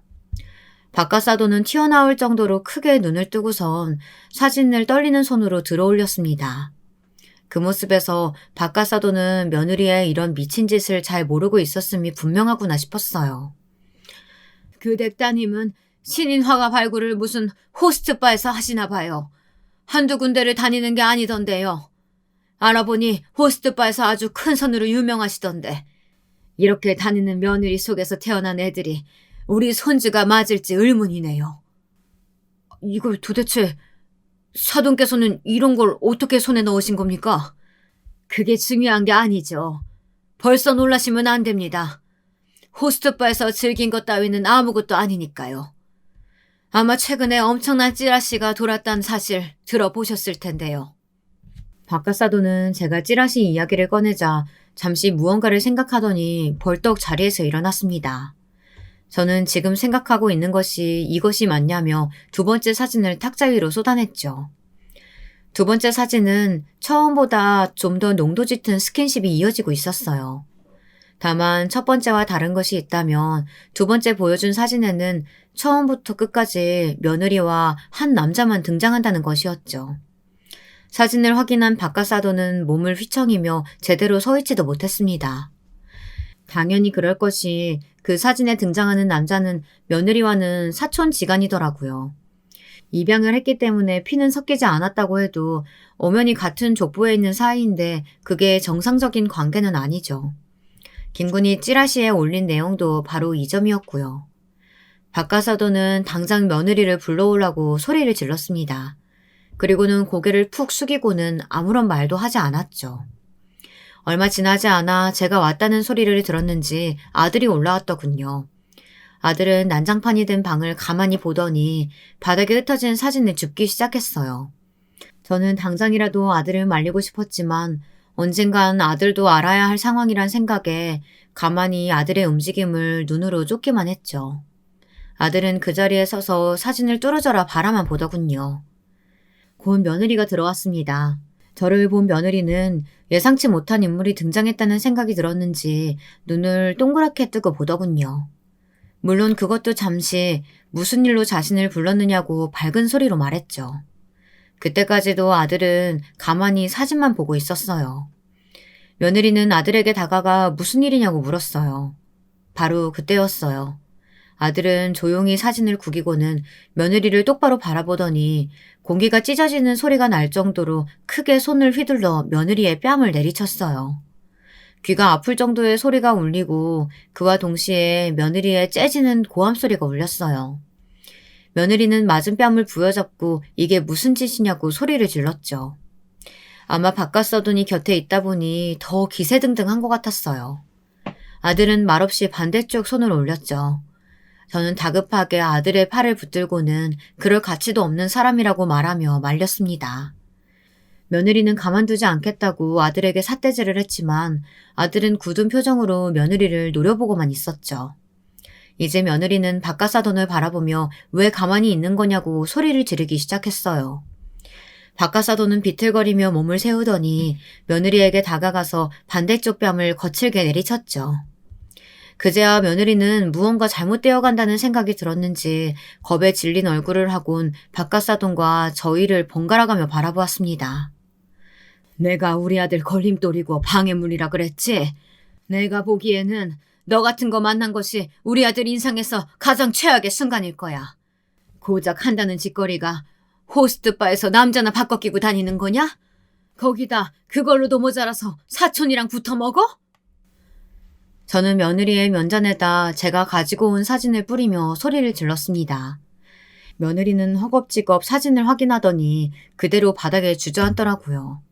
저는 당장 이혼 서류에 도장을 찍으라고 말하면서 앞으로 2번 다시 우리 아들 곁에 어슬렁거리지 말라고 말했습니다. 바깥사도는 2 손으로 얼굴을 가리고는 무너져 내리듯이 소파에 앉으셨고요. 아들은 피가 맺힐 정도로 강하게 주먹을 꼭 쥐고서는 한 글자 한 글자 이를 갈며 말했어요. 이혼으로 안 끝나. 이대로 내가 끝낼 것 같아? 지옥 끝까지 쫓아가는 한이 있어도 너랑 그 남자 용서하지 않을 거야. 차라리 죽여달라는 말이 나올 정도로 복수할 테니까 두고 봐. 여보, 그게 아니라 내가 진짜 잘못했어. 정말 불장난이야. 진짜 아무 살도 아니야, 여보. 불장난? 너는 사촌이랑 그런 짓까지 했으면서 불장난이란 말로 덮을 수 있을 것 같냐? 어머니, 제가 잘못했어요. 진짜 장난이었어요. 아무 사이도 아니에요, 어머니. 저는 매달리는 며느리의 2 팔을 가차없이 밀치고는 며느리가 제게 했던 것과 똑같은 말을 했습니다.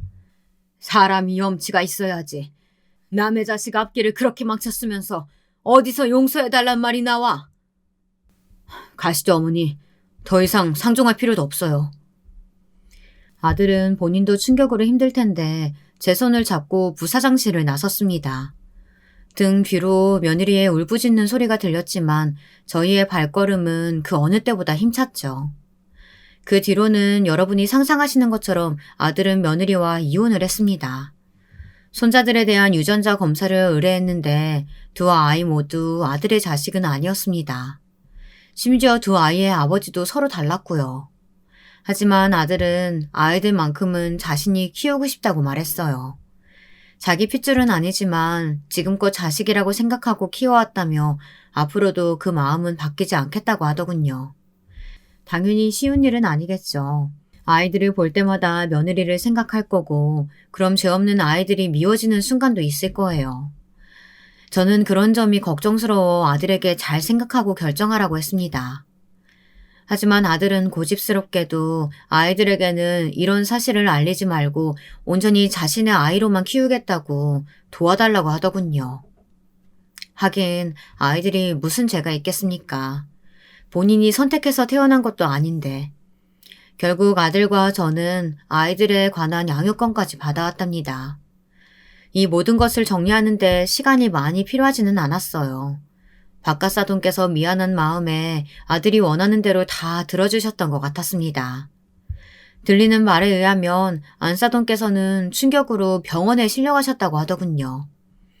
며느리는 집에서도 쫓겨나고 만나던 사촌도 파양을 당했다고 하고요. 2 사람이 그 뒤로 헤어졌는지 함께 있는지는 저도 잘 모르겠습니다. 그런 사실까지 궁금하지도 않고요. 지금 제가 바라는 것이 딱 하나 있다면 아들 녀석과 손주들의 앞길에 좋은 일만 더 많이 있었으면 한다는 것입니다. 제 이야기를 끝까지 들어주셔서 정말 감사합니다. 여러분, 2번째 사연 시작하기 전에 좋아요, 구독 꼭 눌러주실 거죠? 그럼 2번째 사연 바로 시작합니다. 안녕하세요. 제가 사연을 써보는 입장이 되니까 어색하기만 하네요. 없는 글솜씨이지만 그래도 좋은 목소리로 소개해 주실 것만 믿고 제 사연을 써볼게요. 온갖 막장에 가까운 이야기들을 접하다 보면 세상에 뭐 저런 일들이 다 있냐, 몇 개는 양념친 거 아니냐 하는 의구심을 품게 되는데요. 아니, 가만히 생각해 보니까 제가 겪은 일도 만만치 않은 것 같은 거예요. 그래서 써보게 되었어요.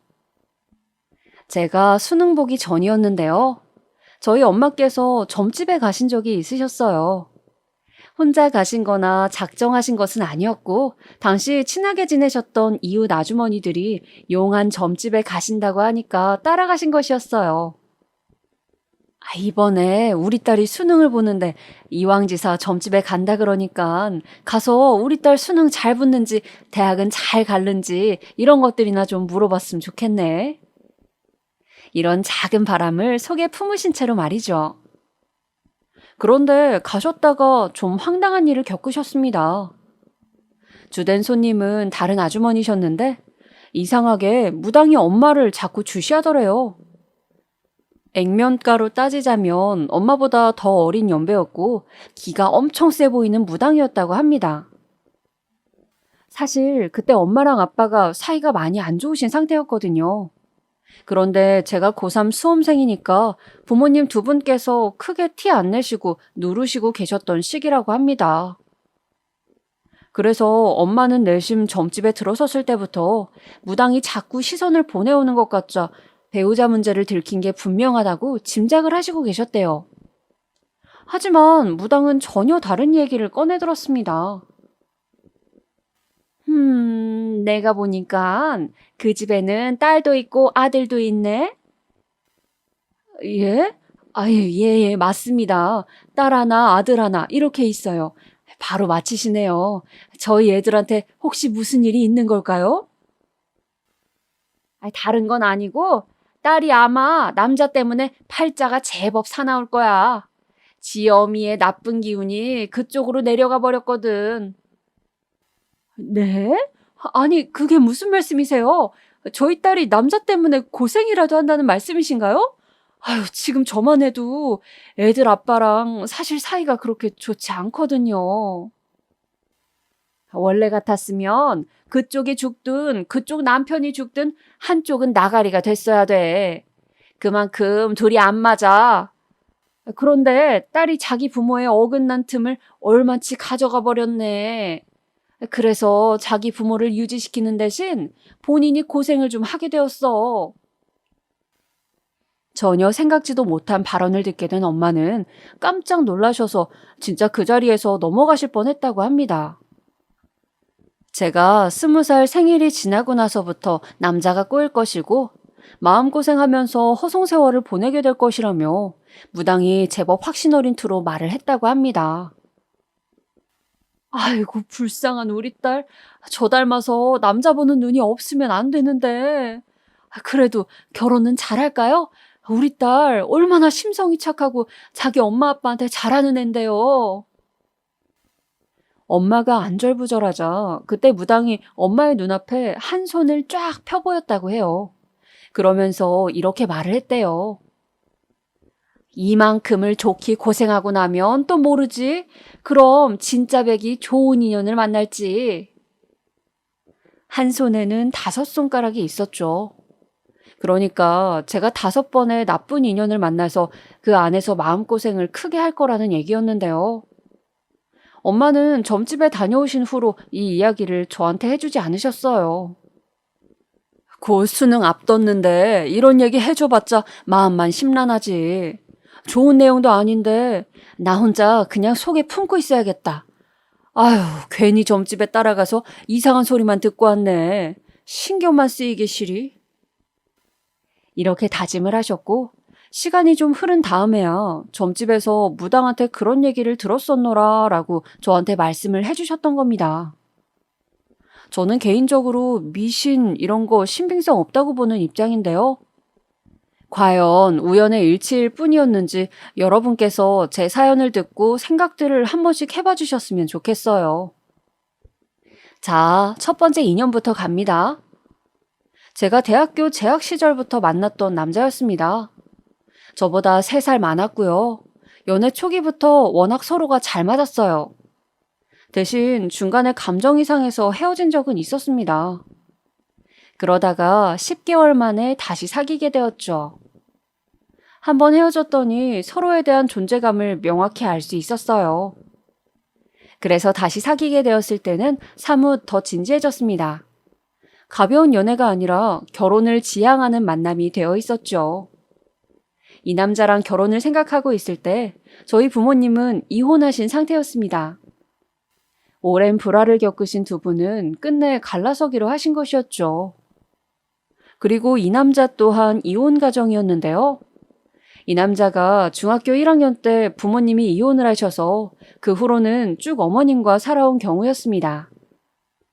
아버님 같은 경우에는 이혼 직후부터 연락이 잘 안 되었고 대면대면하다고 하였습니다. 저희가 그때 둘 다 사회 초년생이었고 양가 경제력 수준도 비등비등했어요. 모아놓은 돈이 딱히 있는 것도 아니었고 노후 보장이 잘 되어 있는 것도 아닌 그저 그런 수준들이요. 하지만 저희는 서로만 바라보며 사랑이란 믿음 아래 결혼을 하고자 했던 것입니다.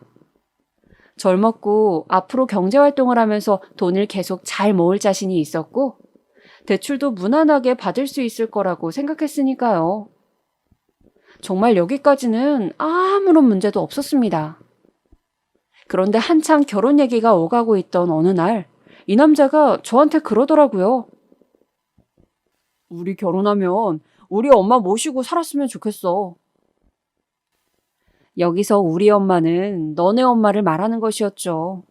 제가 당황한 채로 대답했습니다. 좋아, 우리 엄마도 같이 모시자. 두 분 함께 모시면 그림 예쁘겠네. 그랬더니 표정이 아주 싹 굳더라고요. 장모님께는 우리가 필요 없잖아. 금쪽 같은 아들이 따로 있는데 뭐하러 딸 도움을 받고 싶어 하시겠어? 무슨 소리야? 내 동생 걔 아직 취업도 못한 대학생이야. 그런데 엄마한테 걔가 뭘 해줄 수 있겠어? 그래도 딸은 결혼하면 출가 외인이라고 하는데 아들이 모시는 게 맞지. 그래서 내가 우리 엄마 모시고 싶다는 것이고. 근데 오빠 대학 다니는 내내 그리고 지금까지 혼자 자취했잖아. 그런데 갑자기 왜 어머님을 모시고 싶다고 하는 거야? 결혼하면 없던 효심이 생기는 거야? 아, 그런 게 아니고 우리 엄마 진짜 옛날부터 너무 힘들게 일해오신 분이셔. 그래서 내가 결혼하면 꼭 모시고 싶었어. 일찍 이혼하시고 혼자 힘들게 가장의 역할을 해오신 분이라고 대우해드려야지. 양가 어머니 아직 한창 정정하실 때였습니다. 경제활동도 두 분 다 하고 계셨고요. 특별히 지병 없으셨고요. 그런 상황이었는데 갑자기 결혼하면 모시고 살고 싶다느니 이렇게 말을 하니까 저는 좀 어이가 없었습니다. 그런데 또 저희 엄마를 같이 모시는 건 싫대요. 진짜 이 대화가 시작되기 전까지는 그 남자랑 크게 부딪히는 일도 없었고 싸울 일도 없었습니다.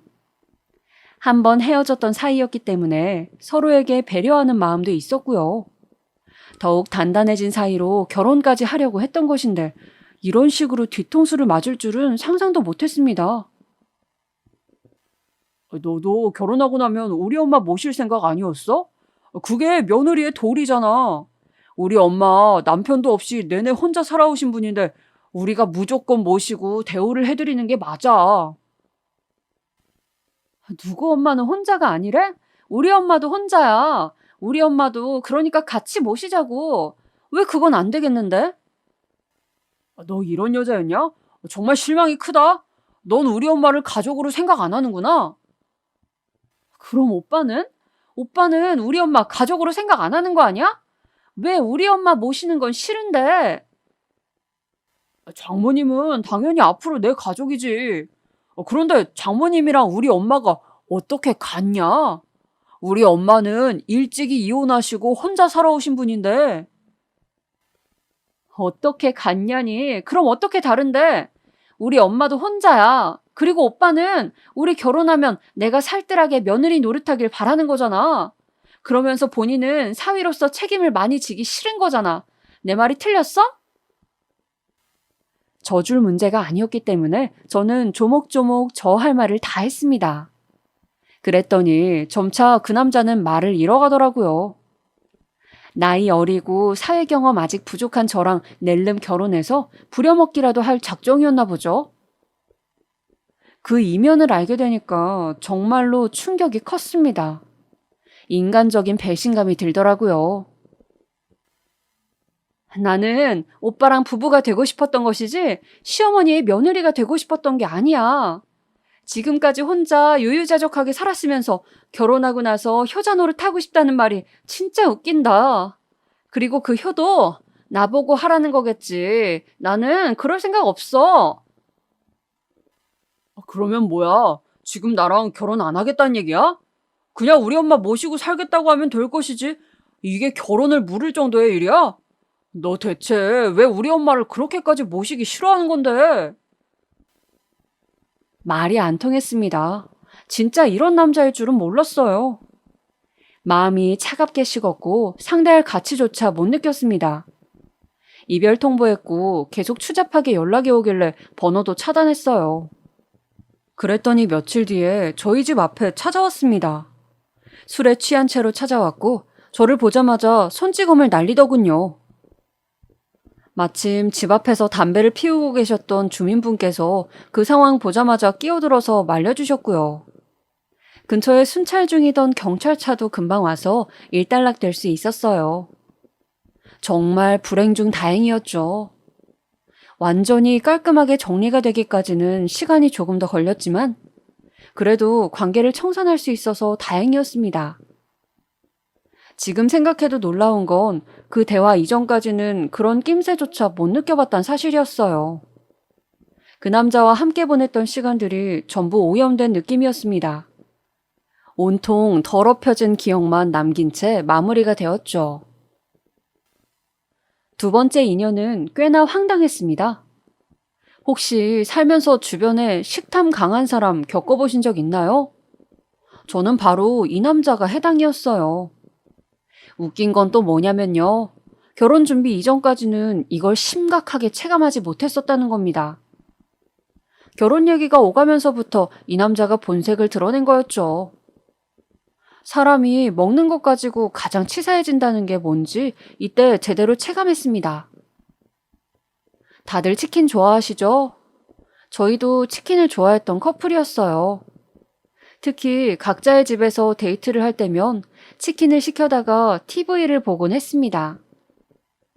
그런데 치킨이 오고 나서 제가 손을 씻으러 간다거나 나무젓가락을 챙기러 간다거나 콜라 따를 컵을 가지러 간다거나 이렇게 움직이고 나면 반드시 사건이 발생합니다.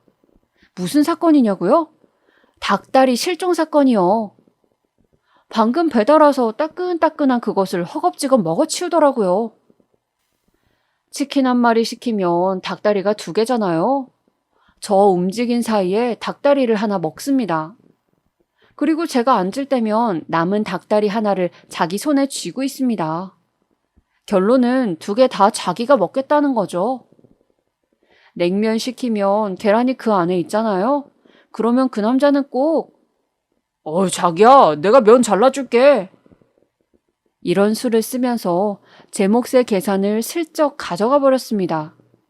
자기 입에 쏙 넣어버리는 거 진짜 얄밉고 어이가 없더라고요. 어느 날은 제가 그 꼬라지 보고 정이 떨어져서 먼저 자리를 떴습니다. 그랬더니 그 이후에 딱 한 번 안 그랬고요. 그 다음부터는 다시 시작되더라고요. 라면에도 계란 넣으면 일부러 다 안 풀어요. 계란 형태 남겨서 자기가 그거 먹으려고요. 다들 물회 뭔지 아시죠? 양념된 시원한 물에 채소랑 회 넣고 먹는 거잖아요. 이게 양념 맛으로 먹는 거라지만 본질은 회입니다. 그거 누가 모르나요? 그런데 이 남자는 회만 쏙쏙 골라 먹었어요. 제가 너무 황당해서 채소만 남은 걸 젓가락으로 휘젓고 있으면 이 남자는 멋쩍은 목소리로 말했었죠. 아유, 자기야. 자기는 이런 거 풀 많이 먹어야 예뻐져. 이런 게 살도 안 찌고 건강에 좋아. 제가 분명 연애 초기에는 이 남자로부터 이딴 헛소리를 안 들었었단 거죠. 그런데 결혼 얘기 나온 후로 이렇게 되었습니다.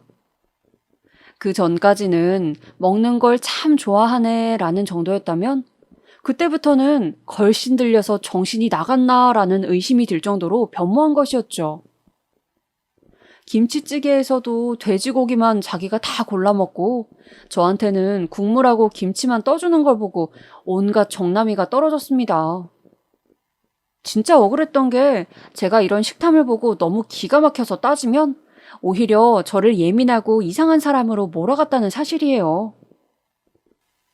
너 오늘 어디 아프냐? 요즘 스트레스 많이 받지? 감정 조절이 안 되나 보네. 근데 그걸 왜 나한테 풀고 그래?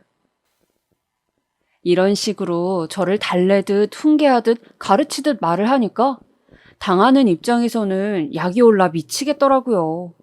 무슨 어린애들도 아닌데 먹는 걸로 싸우고 다투는 것 자체가 웃기고 창피했고, 이때는 이미 주변에 가까운 지인들에게 결혼하기로 했다고 말을 해둔 상태였기 때문에 더욱 미칠 것 같았습니다. 이 남자가 알고 보니 식탐에 미친 돼지라서 파혼하게 됐다는 말을 너무 쪽팔려서 할 수가 있었어야죠. 그래서 참아볼까도 했어요. 하지만 같이 밥을 먹을 때마다 이 남자는 저를 전혀 아끼거나 위하지 않는다는 생각이 들었고, 그걸 떨칠 수가 없어서 결국 제가 파혼 선언을 했습니다. 네가 그런 걸로 나랑 헤어지겠다고? 진짜 웃긴 여자네 이거. 완전 또라이 아니야? 야, 너 나를 얼마나게 만만하게 봤으면 식탐 문제를 들먹이면서 헤어지자고 그러냐? 어? 어? 그런데 이별 선언을 했더니 무섭게 돌변하더군요. 진짜 눈깔이 도는 게 실시간으로 보일 정도였어요. 이제 어디 가서 사람 못 만나겠다는 둥, 너같이 싸구려처럼 생각하는 여자는 이 세상에 없을 거라는 둥, 별별 얘기를 다 하더군요. 너무 어이가 없어서 저는 그냥 멍하게 있었습니다. 설마 이런 면모를 지닌 남자일 거라고는 생각하지 못했었거든요. 내심 이 견디기 힘든 식탐만 아니면 참 괜찮은 남자인데 이런 마음을 품고 있었어요. 그런데 그게 저의 오판이었던 겁니다. 괜찮기는 개뿔, 자격지심으로 똘똘 뭉친 남자였어요. 헤어지자는 말 저희가 자주 갔던 카페에서 했던 것인데 그때 저희가 각각 음료 한 잔씩이랑 와플을 하나 시켰었거든요. 계산은 그 남자가 했고요. 근데 이별 통보하니까 저보고 이거 돈 내놓으래요. 나 열받아서 미칠 것 같으니까 지금 이거 계산한 거 네가 돈 물어내라. 대체 내가 왜? 이거 와플도 오빠가 시켜서 오빠가 먹은 거잖아. 사람 마음 가지고 장난질 다 쳐놓고 결혼 얘기까지 다 나온 마당에 그딴 개소리로 헤어지자고 하는 여자한테 설마 내가 이런 것까지 계산해야 된다고? 너 지금 그 소리 하는 거야? 그리고 너 와플 한 입 먹었잖아. 네 포크에 묻은 자국이 다 말해주는데 어딜 발뺌하고 지랄이야. 와, 그 조용한 카페에서 고래고래 소리를 지르는데 저 진짜 살면서 창피해서 눈물 나보긴 처음이었어요. 이런 말까지 할 수 있는 남자일 줄은 몰랐습니다. 어떻게든 안전하게 이별할 수 있어서 그나마 다행이라고 생각했네요. 많이 먹는 거, 식탐 부리는 거, 그것 자체로는 용납할 수 있습니다. 그런데 그 과정에서 상대에 대한 배려가 조금도 보이지 않으니까 제가 도저히 결혼 상대로는 안 되겠다고 판단했던 것이었죠. 그러니 제가 다음번에는 얼마나 심사숙고했겠어요. 세 번째 인연이었죠. 저는 두 번째 그 식탐 많은 남자랑 헤어지고 나서 너무 크게 데인 나머지 연애 생각이 없었어요. 그런데 첫 직장에서 정말 친하게 지냈던 분이 소개팅 좀 받아보라고 하도 그래서 어쩔 수 없이 소개받았던 남자가 세 번째 인연이 되었습니다. 벌이 수준이라든지 집안 경제력이 저보다 위였어요. 이혼 가정도 아니었고 식탐은커녕 오히려 살짝 입이 짧은 편이었습니다. 이상하다. 내가 그 걸신 들린 미친놈을 겪어봐서 그런가 입이 짧은 편이라 음식을 즐겨 먹지 않는다는 게 왜 이렇게 괜찮아 보이지? 지난 실패담이 저의 마음을 움직이게 만든 것이었어요. 연애하는 동안 큰 문제 없었고 정말 평범한 그 나이 또래의 연애의 표본이었다고 생각합니다. 정말 다 무난했어요. 그리고 그 남자가 저보다 가진 조건들이 조금씩 더 좋았기 때문에 그랬는지 제가 심적으로 의지하는 부분들이 꽤 있었습니다. 결혼 정년기에 만났으니 자연스럽게 결혼 얘기가 나오게 됐었고요. 저희 만난 지 1주년 기념일 날에 데이트하는 동안 진지하게 결혼에 대한 생각들을 나눴습니다. 그래서 제가 그로부터 얼마 후에 그 남자 집으로 인사드릴 겸 가게 되었어요. 저를 저녁 식사에 초대해 주셨거든요. 참고로 그 남자한테는 여동생이 한 명 있었어요. 그러니까 저에게는 예비 시누이죠. 그 남자의 부모님까지 포함해서 총 5명이 식탁에 둘러앉아서 맛있는 저녁 식사를 먹었습니다. 신경 쓰신 티가 역력한 메뉴들을 보면서 저는 속으로 감탄 반, 감동 반, 심정을 가지고 음식을 먹었어요. 여기까지는 다 좋았습니다. 그런데 문제는요, 식사가 거의 다 끝나갈 때쯤 일어났어요. 어찌 보면 별거 아니었죠. 야, 가서 물 떠와. 그 남자가 자기 여동생한테 한 말이었습니다. 그랬더니 그 여동생이 입술 꼭 다문 표정이 되어서는 눈알을 크게 굴리더라고요. 불만이 있다는 표시였죠. 이런 날에는 오빠가 떠마시지 왜 나를 시켜? 중얼중얼 거리더군요. 그랬더니 그 남자가 코웃음을 치는 겁니다. 이게 하늘 같은 오빠한테 까부네? 야, 잔말 말고 바로 일어나서 물 떠와라. 셋 센다. 하나, 둘. 낮은 목소리로 말하니까 그 여동생이 마지못한 태도로 자리에서 일어났습니다. 저는 너무 놀라서 그때부터 남은 밥을 먹는 둥 마는 둥이었던 것 같아요. 그 여동생이 물을 떠다가 컵을 놔줬습니다. 그러자마자 그 남자가 자기 여동생의 등을 후려치더라고요. 행동이 굼뜨다면서요.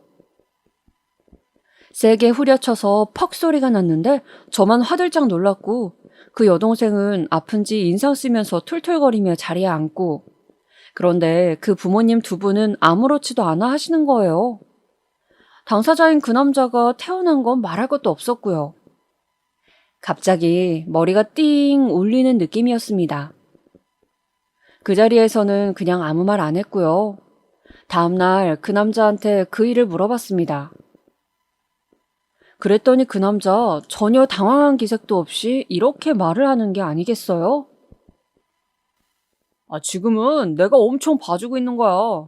예전에는 내가 그냥 확 날라차기로 한 방 먹여주고 그랬었어. 자기 여동생한테 날라차기라뇨? 장난으로 말하는 줄 알았는데 진짜더라고요.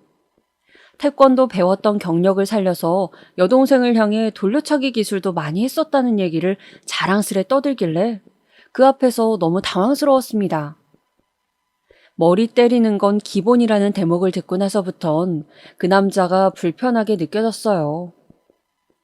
내 동생인데 내가 때리는 게 뭐 큰일이라고 그래? 그리고 주기적으로 한 대씩 그렇게 때려줘야 애가 안 기어올라. 옛날에는 그냥 맞았는데 이제는 머리 다 컸다고 애가 대들더라고. 전혀 문제의식 없는 그 발언에 저는 정이 확 떨어지고 말았어요. 불만 없었던 연애, 저보다 나은 조건을 가진 상대와의 결혼, 이런 것들이 더 이상 매력적으로 다가오지 않았습니다. 나중에는 이 남자가 내 아내인데 내가 좀 때리는 게 뭐 어때서? 이런 식으로 나올 미래가 그려졌습니다. 결국은 이 남자와도 헤어지게 되었죠. 아니나 다를까 헤어지는 과정에서 못된 성격을 좀 드러내더군요. 저한테 질낮은 쌍욕을 줄줄이 내뱉는 모습을 보고 제 안에 남아있던 한 줌의 미련마저 증발했어요. 사귀는 동안 그런 폭력적인 면모를 발견한 적이 없었기 때문에 설마 그런 측면이 있는 사람일 줄은 몰랐습니다. 그리고 저는 마마보이도 아니고 식탐되지도 아니고 동생이랍시고 여자를 때리지도 않는 사람을 만나게 되었습니다. 사연에 빠지다가 익명의 창구니까 제가 솔직하게 정말 가감없이 밝혀보는 부분인데요. 제가 만난 이 4번째 인연에는 색다른 문제점이 있었습니다. 혹시 지금 식사하시던 도중에 사연에 빠지다를 보고 계시는 분들이 계시다면 잠깐 멈춰두셨다가 식사 끝나시고 다시 재생 버튼을 눌러주세요. 왜냐하면 4번째 인연 그 남자의 문제는 바로 대변 냄새였기 때문입니다. 농담하는 거 아니고 장난하는 건 더더욱 아니에요. 정말로 진심이었어요. 주변에서 저한테 너 남자친구랑 결혼한다는 거 아니었어? 그런데 헤어졌다고? 도대체 무슨 이유에서? 이렇게 물어봤을 때 저는 단 한 번도 진실을 밝힌 적이 없었어요. 남한테 이렇게 밝히는 건 지금 사연에 빠지다가 처음인 거예요. 도대체 뭘 먹고 그렇게 된 것인지 정말 궁금해서 미칠 지경이었을 정도로 대변 냄새가 지독하면서도 특이한 사람이었습니다. 저희 둘 다 어린 나이도 아니었고 매번 밖에서 데이트를 하기도 못해서 가끔은 서로의 공간으로 찾아가 시간을 보내곤 했어요. 그 남자가 금요일에 퇴근하면서 제가 살던 자취방에 왔다가 일요일 저녁에 자기 집으로 간 적도 몇 번 있었고요. 그렇게 되면 금요일, 토요일 이렇게 자니까 2박 3일이 되는 거잖아요. 이럴 때 제가 알게 되었던 거예요. 그 엄청난 대변 냄새를 말이에요. 이렇게 글로 적힌 걸로 접하시니까 이 사연을 들어주시는 분들은 그 냄새가 얼마나 심각했는지 상상할 수 없으시겠죠? 그 냄새는요, 지독하고 특이하기도 했지만 정말 신기했던 게 엄청 오래 간다는 것이었습니다. 냄새 분자가 다른 건지 환기도 잘 안 통했어요. 욕실용 방향제를 뿌려도 그때뿐이었어요. 오히려 대변 냄새에 방향제가 먹혀 들어갔다고 하면 얼마나 심각한 것인지 짐작이 좀 가시나요? 처음에 그 냄새를 접했을 때의 충격은 잊지 못합니다. 창문 열어서 싹 환기를 하고 변기를 빡빡 닦고 화장실 벽에 물 뿌리고 난리를 쳐도 그 대변 냄새의 잔향이 남아 있었어요. 일단 싸면 최소 반나절은 냄새가 머물러 있는다고 보면 됐습니다. 제가 오죽하면 헛구역질을 하다가 눈물이 다 나왔다니까요.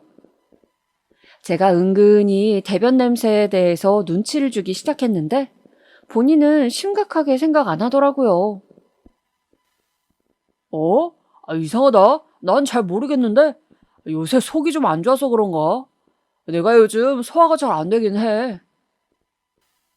이렇게 태연하게 맞받아치는데 그거 아니거든요. 하루 이틀 그런 냄새가 아니었어요. 그 남자만의 대변 냄새는 가히 독보적이었고 시간이 가도 나아지지 않았어요. 그런데 위에서 밝혔다시피 저희 집이 결코 부유한 편이 아니거든요. 이때는 저도 사회생활 꽤 해서 모아둔 돈도 있었지만 그렇다고 풍족하게 결혼할 수 있는 형편이 되는 건 아니었습니다. 이 남자도 모아둔 돈의 액수가 큰 건 아니었고요. 그래서 결혼을 한다면 소박하고 지극히 현실적인 첫 출발을 해야 하는 상황이었어요. 좋은 말로 아기자기하게 말이죠. 저기 있잖아. 우리 결혼하면 신혼집에는 꼭 화장실 2개 있는 곳으로 가자. 제가 조심스러운 말투로 강력하게 주장한 건 화장실 2개짜리 집이었습니다. 하지만 그 남자는 이상하게 완강했어요. 굳이 사치를 부리지 말재요. 일단 방 2개, 화장실 1개 정도의 무난한 조건에서 집을 봐야 한다는 겁니다. 진짜 너무너무 신경이 쓰이더라고요. 같이 데이트를 하다가도 그 남자가 화장실을 가면 제 머릿속에는 대변 냄새 걱정밖에는 안 남았습니다. 저는 자신이 없었어요. 그 독특하고 신기하기까지 한 대변 냄새를 끌어안고 결혼할 자신이요. 결국 이 문제 때문에 그 남자와는 말다툼을 몇 번 하게 되었고 결혼에 대한 의견을 사이좋게 주고받았던 저희는 끝내 헤어지게 되었습니다. 지극히 현실적이라서 허무하기까지 한 만남이자 이별이었어요. 그런데 제가 사연의 서두에서 가장 먼저 밝힌 바 있었죠? 저희 엄마가 점집에 가셨다가 저에 대한 이야기를 듣고 오신 거요. 저에게는 5번의 나쁜 인연이 있을 예정이었던 겁니다. 저는 처음에 엄마로부터 그 이야기를 전해 듣게 되었을 때 내심 코웃음을 쳤었어요. 아유, 엄마. 그런 거 듣고 신경 쓰면 살 것도 못 살아요. 아주 만약에 내가 그렇게나 남자복이 없어서 연속으로 개고생을 한다고 해도 그게 어쩌다 보니까 그렇게 된 거지. 그 무당이 했던 말대로 이뤄진 것이다. 이렇게 보긴 어렵다는 거죠. 크게 대수롭지 않게 여겼었고요. 저는 지독한 대변 냄새 때문에 끝내 헤어진 네 번째 인연을 뒤로하고 새로운 인연을 만나게 되었답니다. 그 무당의 말대로라면 저는 마지막 나쁜 인연, 다섯 번째 인연을 만나게 된 셈이었죠. 그리고 저는 이 남자와 드디어 결혼에 골인을 하였습니다. 여러분도 이제 저의 연애사를 다 보셨으니까 아시겠지만 그 나름의 실패 이유들이 있었잖아요. 제가 결혼한 남자는 그 실패 이유를 전부 가지고 있지 않은 남자였습니다. 저는 꼼꼼하게 이 부분들을 다 체크하면서 물어봤죠. 결혼하면 엄마를 모시고 살 거냐고? 아니, 내가 왜? 미쳤어? 결혼하면 당연히 너랑 둘이서만 살아야지. 왜 우리 엄마를 모시고 살아? 절대 그럴 생각 없어. 뭐? 특별히 식탐 부리는 음식이 있냐고? 글쎄, 잘 없는 것 같은데. 너도 알다시피 나는 한식 좋아하잖아. 그냥 한식이면 다 잘 먹고 밥 종류는 양이 적어. 난 과자가 좋아. 하루에 과자 한 개씩만 먹으면 나는 먹을 거에 욕심 없어. 내가 여동생이랑 거칠게 몸싸움 해본 적 있냐고? 그럴 리가. 네가 직접 봐서 알잖아. 나 걔랑 안 친해. 마지막으로 사이좋게 놀아봤던 게 중학교 1학년 때였나? 그 이후로는 그냥 혈육 그 이상 그 이하도 아니야. 그리고 이 남자한테는 특별한 대변 냄새 문제가 없었습니다. 일단 제가 겪었던 실패 이유를 전부 다 소유하고 있지 않았으므로 괜찮았어요. 무엇보다 이 남자는 경제력이 뒷받침되었습니다. 집안이 원체 부유했다거나 안정적인 직업을 가진 것은 아니었어요. 남성용 액세서리 쇼핑몰을 운영하고 있었거든요. 인터넷으로 옷이나 시계, 신발 쇼핑하는 거 있잖아요. 바로 그런 곳을 운영하고 있었습니다. 그리고 무엇보다 이 남자는 주식으로 인생 역전을 한 케이스였어요. 전문적으로 주식 공부를 해본 적도 없었다고 했고요. 마치 초심자의 행운 같은 게 따랐다고 봐야 했죠. 갑자기 돈이 많아지니까 주변에 이상한 사람들이 많이 붙더라. 내가 순진했던 거지. 돈 많아진 걸 숨기지 않고 티를 내고 다녔으니. 그러다 보니까 진짜 별별 이상한 여자들도 나한테 많이 접근을 해왔던 것 같아. 이 남자를 등쳐먹으려고 콩고물 떨어지는 거 받아먹으려고 한 사람들이 많았대요. 특히나 돈을 목적으로 다가온 여자들이 많았다고 했습니다. 어느 날 그런 관계들에게 회의감이 들더래요. 한동안은 인간관계 다 끊고 혼자 우울하게 지내기도 했다고 했고요. 내가 배운 게 없고 머리가 든 게 없는 놈이라고 나를 우습게 보고들 내 돈만 노리고 달려드는구나. 이런 생각에 사로잡혀 벗어날 수가 없었다고 합니다. 그러다가 진짜로 우울증이 와버린 거예요. 치료받던 도중에 만난 사람이 바로 저였습니다. 우연히 다리가 놓아져서 만났을 뿐인데 이 남자는 저를 만나면서 많은 위로를 받게 되었대요. 저는 당연히 이 남자가 현금 부자라느니 그런 걸 모르고 만났던 것이었습니다. 그냥 사귀면서 편하다는 생각을 했을 뿐이에요. 진지한 관계로까지 발전했다가 파탄난 지난 전적의 놈들을 겪어봤었기 때문에 이 남자에게도 큰 기대가 없어서 그냥 부담 없이 대했어요. 늘 솔직하게 굴었고요. 그런 저의 모습을 보면서 되려 이 남자는 제가 되게 괜찮은 여자라는 생각을 해버렸던 겁니다. 저한테 결혼 얘기를 먼저 꺼내면서 자기 재산도 공개했어요. 솔직하게 말하자면 돈이 꽤 있길래 마음이 동했던 것은 사실입니다. 저도 사람인데 당연하죠. 자기 엄마 모시고 살 생각은 없고 식탐 없고 여동생이랑은 어색한 사이고 대변 냄새 이상하지도 않고 거기다 돈은 꽤 있고 그럼 이 남자랑 결혼을 진짜로 해버릴까? 이번에는 진짜 나의 인연이겠지? 사귀면서 불같이 뜨겁지는 않아도 잔잔하게 좋은 마음이 들었기 때문에 저는 이 남자랑 결혼을 하기로 결심했습니다. 어차피 뜨겁게 타오르다가도 별것 아닌 것 하나로 금방 차갑게 식는 것이 사랑이라는 걸 깨달아버린 후이기도 했고요. 저희 두 사람의 결혼에 유일한 장벽이 있었다면 그것은 바로 이 남자의 모친, 바로 제 시어머니셨습니다. 저를 탐탁해 하지 않아 하셨는데 그 이유가 조금 황당했어요. 제가 아무런 특별한 개성이 없고 너무 평범해서 별로라고 하신 거예요. 그런 괴이한 이유로 저를 흉보셨다가 당신의 아들이 부득불 저와 결혼을 진행하겠다고 하니까 입을 다무시게 되었죠. 제가 이혼 가정에서 난 딸이라서 그게 또 걸린다고 툴툴거리셨는데요. 상견례장에 아빠, 엄마 모두 참석하실 거고 결혼식장에서도 두 분 다 이상 없이 자리하실 거라고 하니까 그게 되겠냐며 못 믿어 하셨습니다. 하지만 상견례장에서 저희 부모님 두 분은 너무나도 멀쩡하게 서로 대화를 잘 하시면서 차분한 모습을 보이셨죠. 시어머니께서는 깜짝 놀라셨고요. 며칠 후에 저한테 따로 이렇게 말씀하셨어요. 아니, 뭐 미국이야? 아니, 뭐 서양 사람들도 아닌데 이혼해서도 멀쩡히 대화하고 잘 지내는 게 내 눈에는 영 이상하다. 어떻게든 저의 꼬투리를 잡으려고 드시는 것 같길래 제가 분명하게 말씀을 드렸어요. 자식이 있으니까 그러시는 거죠. 저희 부모님 두 분께서는 부부로서 안 맞으셨을 뿐이지 사람 대 사람으로는 괜찮으세요. 그리고 나이가 들어가시는 만큼 서로의 존재를 오롯이 인정하고 존중하려고 늘 노력하시고요. 그랬더니 그 이후로 아무 말씀 못 하셨어요. 그렇게 저는 결혼까지 꼴이 나게 되었답니다. 드디어 말이에요. 저는 이때만 해도 이렇게 생각했어요. 사람 앞날 모르는 법이고 결혼할 인연은 따로 있다더니 그 말이 사실이었네. 내가 이렇게 홀라당 결혼을 하게 될 줄 나조차도 정말 몰랐으니까.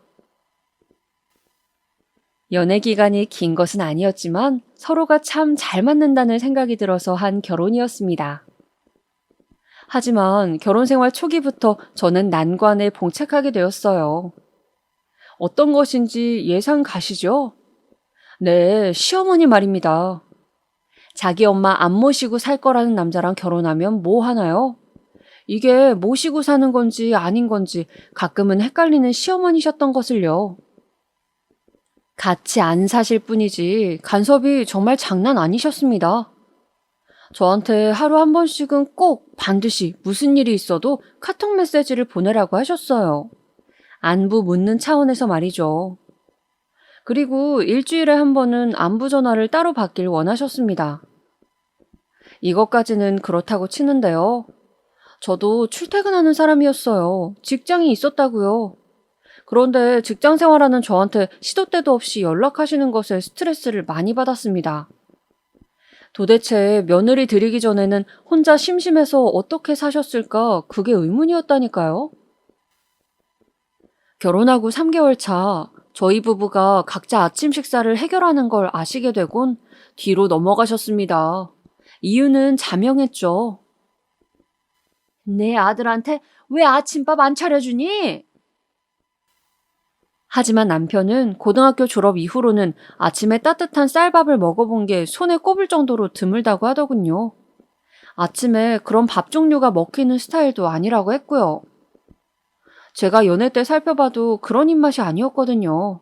아침에 밥 종류는 잘 안 먹는 사람이었어요. 그럼에도 시어머니께서는 박박 우기셨습니다.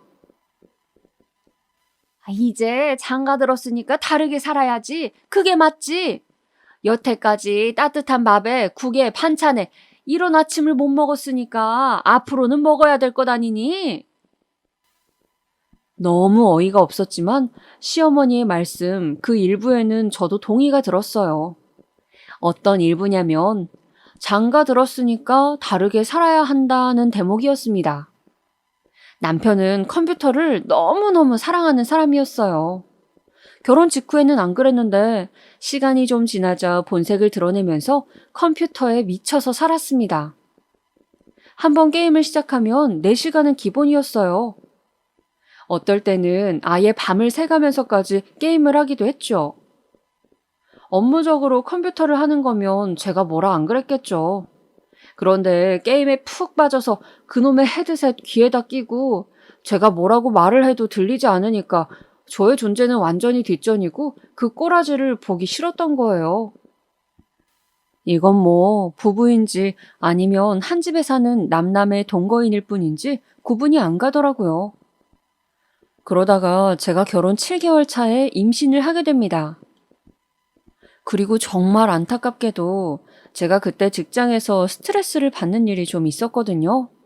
아무래도 그런 것들이 겹쳤나 봐요. 금방 유산이 되었어요. 그런데 이걸 가지고 시어머니께서 저한테 엄청 잔소리를 해대시는 거예요. 네가 네 몸 관리를 못해서 이렇게 된 것 아니니? 너는 멀쩡한 생명 하나를 죽인 거야. 아니, 평생 이때의 죄책감을 안고 반성하면서 살아. 그런 말씀을 하시는데 그 앞에서 제가 너무나도 큰 서러움을 느꼈습니다. 차마 시어머니 앞에서 울기에는 자존심이 상해서 뒤에서만 펑펑 울었어요. 임신 사실을 안 지 얼마 되지 않아서 바로 유산이 되었기 때문에 가장 허무하고 힘든 것은 저였는데 왜 시어머니께서 유별나게 구시는지 이해도 안 되었고요. 남편에게 시어머니의 이런 작태에 대해서 전부 말을 해보았지만 별다른 위로를 받을 수는 없었습니다. 저에게 큰 공감도 못하는 눈치였어요. 남편의 가장 큰 문제점이 있다면 바로 이런 부분이었죠. 자기 감정, 자기만의 감수성, 이런 것엔 예민한데 남의 슬픔이나 아픔은 기피하려고 들었어요. 남의 감정을 자기 안으로 끌어들이려고 하지 않았습니다. 막말을 퍼부은 시어머니나 자기 아내가 유산했음에도 진심 어린 위로를 건넬 줄 모르는 남편. 이 사건으로 저는 충격을 받았고 이직을 택하게 되었어요. 그 전 직장에서 스트레스를 워낙 심하게 받았던 게 1차적인 문제였으니까요. 이직한 직장은 거의 재택근무로 업무를 처리하는 곳이었습니다. 한 달에 사무실 출근하는 횟수는 10번 정도 되었고 나머지는 집에서 근무하는 방식이었죠. 제가 집에서 머무르는 시간이 늘어나면 남편도 정신 차리고 바깥 활동을 하면서 게임에 몰두하는 시간도 줄어드는 효과가 있을 것이라 기대했습니다. 지지부진한 인터넷 쇼핑몰도 좀 더 신경을 쓰길 바랐고요. 이직을 하고 나서 집에 있는 시간이 늘어나다 보니까 저는 자연스레 집안일에도 할애를 더 많이 하게 되었는데요. 이때부터 본격적으로 가계부를 쓰기 시작했는데 완전히 골머리를 앓았습니다. 이럴 거면 차라리 모시고 사는 게 더 낫지 않나 싶을 정도네. 시댁 식구들에게 들어가는 돈이 왜 이렇게 많아? 이 정도면 다달이 500만 원은 되겠는데? 속이 부글부글 끓더라고요. 너무 막대한 돈이 시댁으로 들어가고 있었으니까요. 하지만 저는 이 문제로 가타부타 말은 안 했습니다. 왜냐하면 그렇게 들어가는 돈의 출처는 남편이었으니까요. 남편이 자기 돈에서 자기 집안에게 떼어준다는데 제가 그걸 가로막을 명분이란 부족해 보였습니다.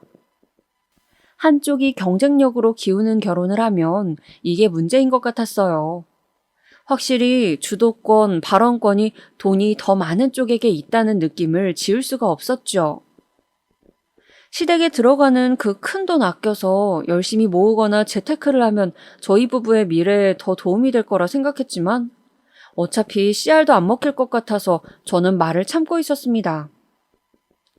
그런 저의 인내가 패착을 불러온 것일까요? 저희 결혼 1주년을 앞두고 있던 어느 날이었습니다.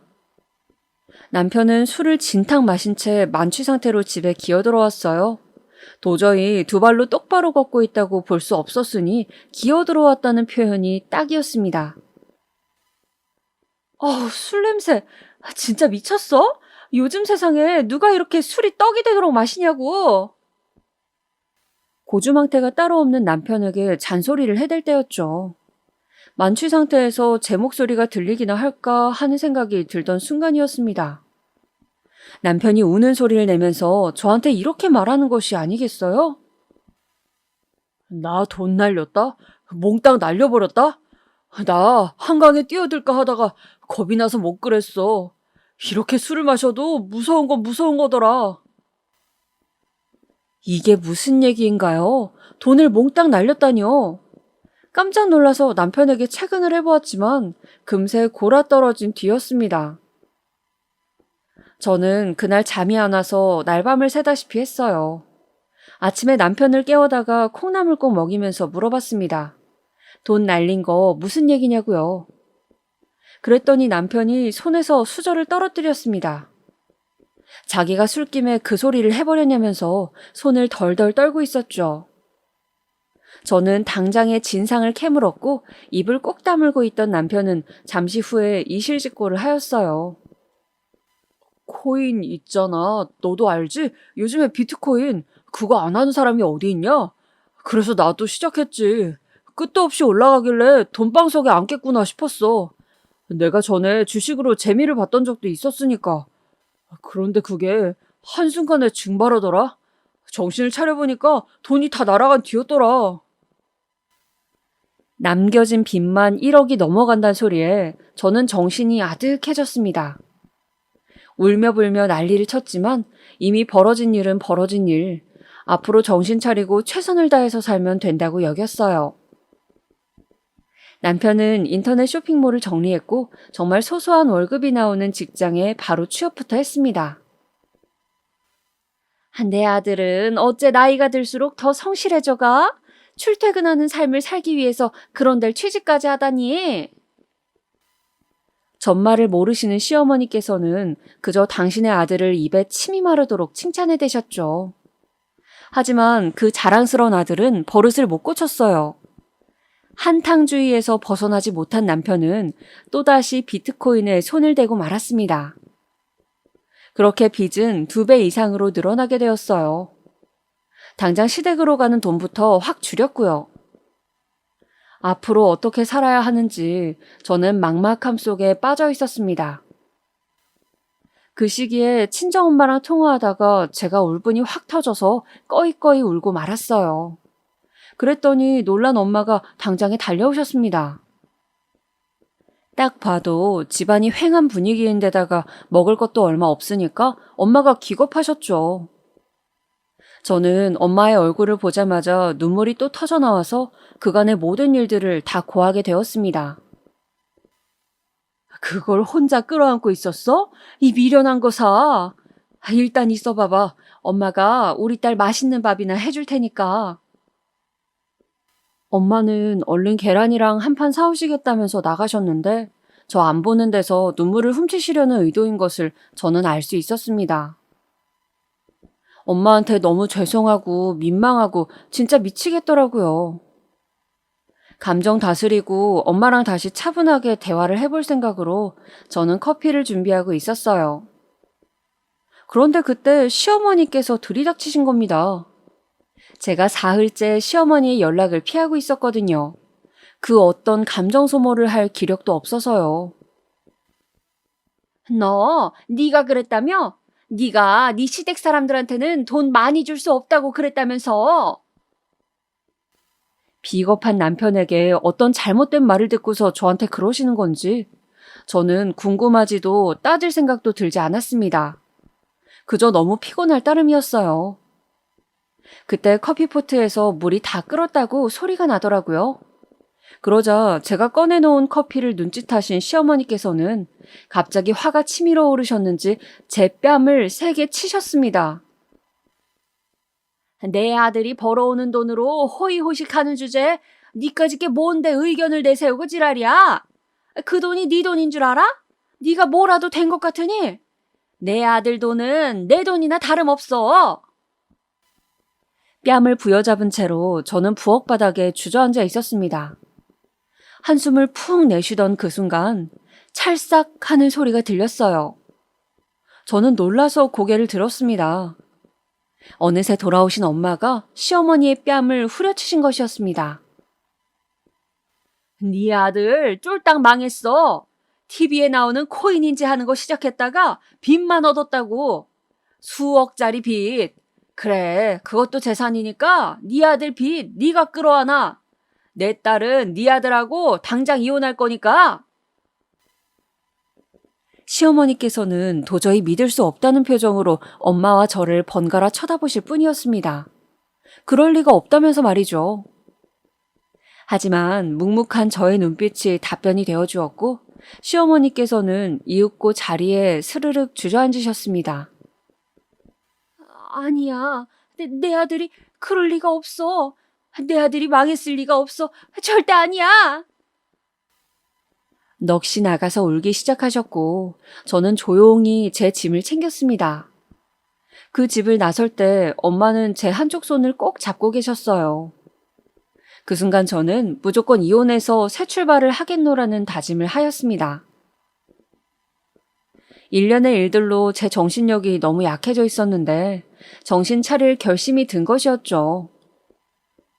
크고 작은 사건들이 또 있긴 했습니다만 결국 저는 무사히 이혼을 할 수 있었습니다.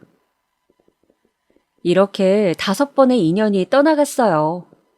옛날에 그 무당말이 사실이었다면 저는 앞으로 진짜 백이 인연을 만나게 되는 걸까요? 솔직히 아무런 기대는 없어요.